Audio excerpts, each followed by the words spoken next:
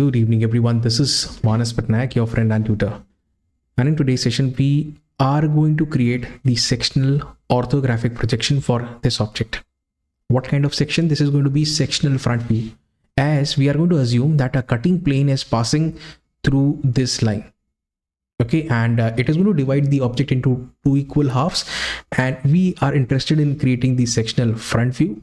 That is going to be from here, the top view and the left hand side view.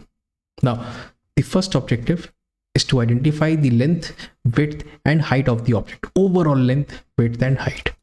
If you watch carefully, along this direction, we'll have the length.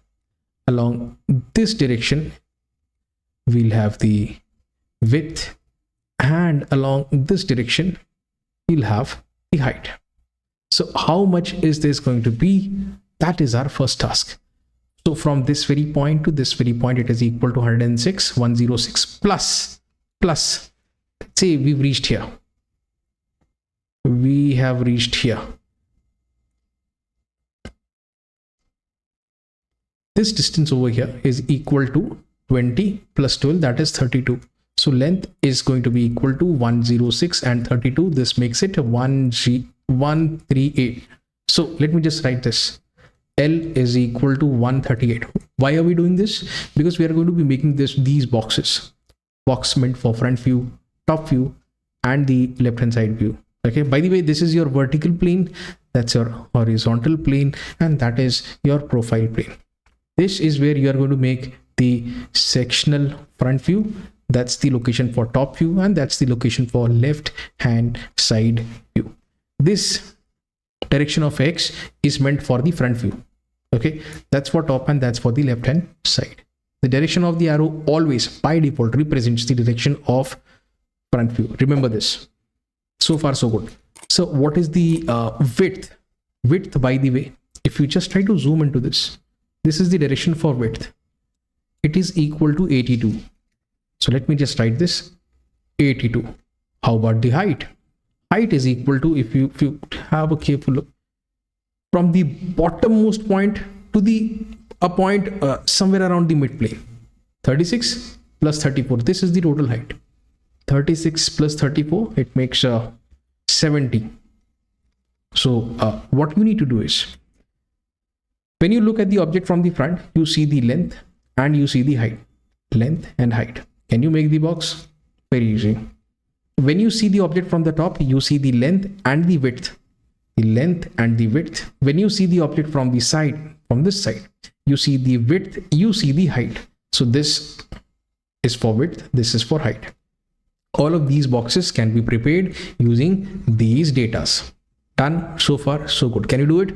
Okay. Secondly, when you made this plus sign, please note, take this distance equal to 10 millimeters. All of this distance, 10, 10, 10, okay, equal. Take a screenshot if you want to. Okay, let me remove all of this. Now, in order to begin this problem, I will take you to AutoCAD, where I have constructed a 3D object. I've in fact sliced it. Okay, let me just show this to you first of all. If someone asks, let's say we are not doing this section, how does it look from the front? This is how it looks. How does it look from the top? Here it is. And how does it look from the left hand side? This is the left hand side view, by the way. However, what we wish to accomplish is the sectional front view. And for doing that, I'll slice this object. Okay, just keep watching. This is going to be interesting. Now, this is the object selected absolutely at the mid plane. Let's say over here. Let me keep both these sides. Okay, if you observe, there is no cutting happening. However, now you can see the cut. You can also remove the portion in front of the cutting plane. This is what you see. In fact, let me erase this. This, by the way, is the portion of the cutting plane which has come into direct contact with the solid object. Okay, this basically is your section, and when you look at this section from the front, that is your sectional front view, and this is exactly what has been instructed to perform in the question. I think we can get going. Control Z, Control Z, done. Okay, let's head over to PowerPoint, and you guys can start doing it manually or in AutoCAD. It's your choice. Let me do this. So once you have made all of these boxes, it is now your duty to make the front, top, and side view. I'll also let you know how to make the front view, basic front view, and then after doing this section, how the front view changes, how the hidden features are completely eliminated. You are really going to appreciate this. Okay, so watch this. When you are looking at this object from the top, students, this is what you see. This portion, this portion, this portion, then this is the portion. I mean, in a true sense, you will see a rectangle basically like this. Okay, in fact, this line will also be visible. Okay, so from this mid plane on either side, 6 millimeters. Why 6? Because the width of this rev, let's say, is 12 millimeters. So 6 on either side. So this is how you need to do it. Step number 1 is very easy. Now, if you have a closer look, there is an edge over here. This is the edge I am talking about. There is an edge over here. It falls exactly below this plane. So it is a hidden feature. And a hidden feature is at a distance of 12 millimeters from the leftmost end. So from here, 12 millimeters to the right, make this hidden feature with the help of a dashed line. That is what you need to do. If you're still wondering where did this hidden feature come from, by the way, I am talking about this edge. This is the edge I am talking about, and it falls exactly below this flat surface, right? So it has to be given respect in the form of a hidden feature, that is a dashed line, right? So far so good. Okay, let us get back to the presentation. Few more things are left in the top view. We'll get back to it. Meanwhile, let's focus on the front view. Have a look. What do you see? How much is this? Sir, this is going to be 36. That's 36. Okay. How much is this? And please make sure that you are going to make, initially you are going to make in the corner form, and then you can round off these corners. Okay, I'll let you know how this can be achieved. By the way, this is going to be 106 minus 12. 106, 96, 94. So this is going to be 94. Okay, this distance is going to be 94. Okay, I'm assuming that you are getting this point. All right, this is the same height, 36. Okay, so we've reached here. Okay, now, by the way, this entire width is 12, 12, 12, right? So keep it as 12. Then what you need to do is you have to locate this center somewhere here.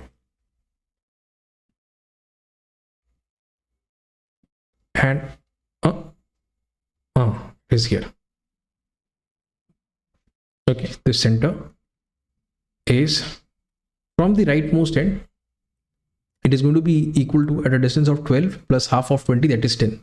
So this is going to be 12 plus 10, that is 22. Done. With the help of this point, you can make one semicircle and second semicircle. This semicircle is having a radius, half of 20 is 10, and this semicircle, the bigger one, is having a radius equal to 22. Okay. As you can see, I have not darkened this portion. We'll do it. Now, take a look. Only this much portion has been darkened. Half of semicircle. This portion has to be filleted. Fillet is very easy if you do this on a computer screen on AutoCAD. However, here, let me make two lines. Take this as center, and with a radius of, this radius, by the way, is 14. Okay, so make an arc or a quarter circle, let's see. Done. In the same fashion, if you look, this radius is equivalent to 12. So again, This is center with radius as 12. Do this. Very easy. Done. Is there anything else left in the front view? I don't think so. We are done.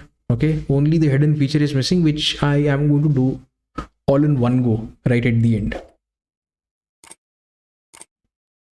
Front view. That's the front view, basic front view.